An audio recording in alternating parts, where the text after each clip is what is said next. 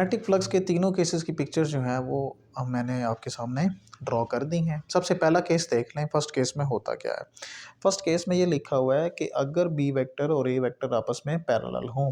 Parallel का मतलब ये है कि दोनों सेम डायरेक्शन में हो। क्या मतलब ये है कहने का कि अगर हम क्या करें, यहाँ पे एक मैग्नेट है जिसका नॉर्थ पोल है फॉर एग्जांपल, और इस साइड पे एक और मैग्नेट का दूसरा यानी साउथ पोल मौजूद है। हम सरफेस को उसके बिल्कुल दरमियान में इस तरह से खड़ा कर देते हैं।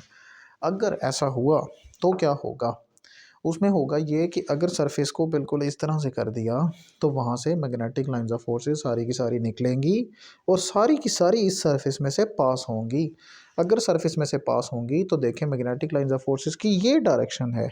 अगर ये सरफेस है तो ये उसका सरफेस एरिया होता है जो हमेशा उसके ऊपर परपेंडिकुलर होता है। It means that magnetic lines of forces भी उसी डायरेक्शन में है और एरिया वेक्टर या सरफेस एरिया भी उसी डायरेक्शन में है। It means that both are parallel to each other. अगर ये पैरेलल होंगे तो क्या होगा, पैरेलल होने पर हम कहते हैं उनके दरमियान एंगल होगा 0 डिग्री। मतलब ये है कि हम इसमें से मैग्नेटिक फ्लक्स को फाइंड आउट कर सकते हैं। मैग्नेटिक फ्लक्स का फार्मूला होता है, क्योंकि B vector dot A vector, या सिंपल लिखूँ इसको तो वो होता है B A into cos theta. If B and A are parallel to each other, then angle between them is 0 degree. तो ये बनेगा B A into cos of zero. Cos zero पे कितना होता है भाई, कॉज ज़ीरो पे होता है 1 के बराबर। तो इसका मतलब ये सिंपल आ जाएगा बी ए, और उस वक्त जो मैग्नेटिक फ्लक्स होगा मेरे पास वो होगा मैक्सिमम। तो ये शॉर्ट क्वेश्चंस में पूछ लेते हैं, इनके केसेस आ जाते हैं कि when ever the magnetic flux is maximum and when ever it will be minimum. तो उसमें आपको ये रिप्रेजेंट करने होंगे, डायग्राम बनानी है और आपने इसके मैथमेटिकल स्टेप्स लिखने हैं। सेकंड केस के अंदर अगर बी वेक्टर और ए वेक्टर आपस में परपेंडिकुलर हो जाएं, तो अगर ये परपेंडिकुलर होंगे तो एंगल ऑब्वियसली उनके दरमियान 90 के बराबर होगा। तो दोबारा मैं उसी तरह से मैग्नेटिक फ्लक्स लिखूंगा। वो क्या होगा, मैं डायरेक्टली लिख देता हूँ B A into cos of theta, which will becomes equal to B A into cos of 90 degree. और cos 90 पे कितना होता है भाई, cos 90 पे होता है 0। इट मीन्स दैट उस वक्त मैग्नेटिक फ्लक्स क्या हो जाएगा भाई, मिनिमम। ठीक है, उसका आंसर 0 हो गया। लास्ट जो चीज़ है हमारे पास उसमें कहता है कि अगर B और A आपस में पैरेलल भी ना हो और परपेंडिकुलर भी ना हो, यानी उनके दरमियान कोई एंगल मौजूद हो। जैसे यहाँ पे देखें कि यहाँ पे एरिया वेक्टर इस डायरेक्शन में है बट मैग्नेटिक फील्ड लाइंस इस तरह से पास कर रही हैं, तो उनके दरमियान कोई एंगल थीटा मौजूद है।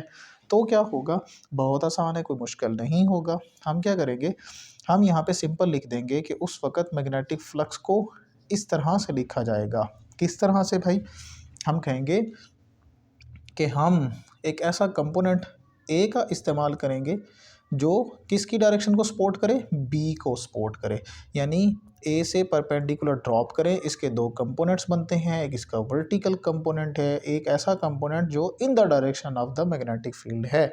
तो यहाँ पे हम लिखेंगे सर, एक तो आ जाएगा मैग्नीट्यूड, किसका, magnitude of B vector multiplied by, फिर क्या होगा, फिर होगा स्केलर प्रोजेक्शन। स्केलर प्रोजेक्शन किसका, scalar projection, scalar projection of A vector on B vector. ठीक है, ए का बी के ऊपर scalar projection, magnitude of B जो है वो आ जाएगा इस तरह से multiplied by A on B के ऊपर जो स्केलर प्रोजेक्शन हमेशा याद रखें वो ए कॉस थीटा के बराबर होता है। यहाँ पे हम इसको लिख सकते हैं बी मल्टीप्लाइड बाय आ जाएगा ए कॉस थीटा, या इसको मल्टीप्लाई कर दें तो ये बनेगा B A into cos theta. घबराइएगा मत कि यहाँ पे मैग्नीट्यूड ऑफ द बी लिख दिया है, अगर ए लिख दें उससे वैसे फ़र्क नहीं पड़ेगा। अगर आप लिखें magnitude of B multiplied by scalar projection of, फिर लिखेंगे बी ऑन ए, और अगर बी ऑन ए पे लिखेंगे तो फिर वो बी कॉस थीटा होगा और यहाँ पे मैग्नीट्यूड ऑफ ए आ जाएगा, बट मल्टीपल वही रहेगा। ठीक है, इससे कोई फ़र्क नहीं पड़ता क्योंकि ये एक स्केलर क्वांटिटी है और स्केलर जो है वो कम्यूटेटिव होती है। चाहे आप उसको बी डॉट ए लिखें, चाहे आप उसको ए डॉट बी लिखें, ऐसा करने से उसके ऊपर कोई इफेक्ट नहीं होगा। तो यहाँ तक जो है हमारा टॉपिक हो जाता है कंप्लीट। नेक्स्ट लेक्चर्स के अंदर हम आपसे मिलेंगे इंशाल्लाह। नेक्स्ट लेक्चर तक हमें दीजिए इजाज़त, अल्लाह ने के बाद।